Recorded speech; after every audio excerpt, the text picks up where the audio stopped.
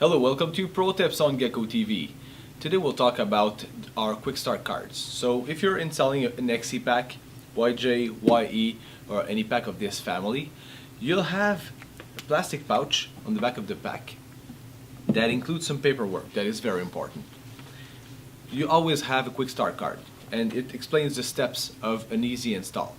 The first thing that is very important, even though the step number 1 says to connect everything, flip the paper and look at all the configurations that the pack can do. Find yours, because that will tell you exactly which output you need to plug at which specific spot on the pack, no matter which pack you have.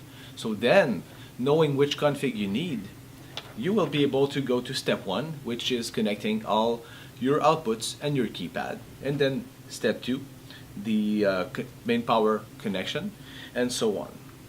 So very, very important. Step number 1, flip the paper, find your config, write down what you need to plug where specifically, and then go from steps 1, 2, 3, and 4. You'll be done in no time if you do it that way. If you have any questions throughout the process, feel free to give us a call or email us at any time, and thank you for watching.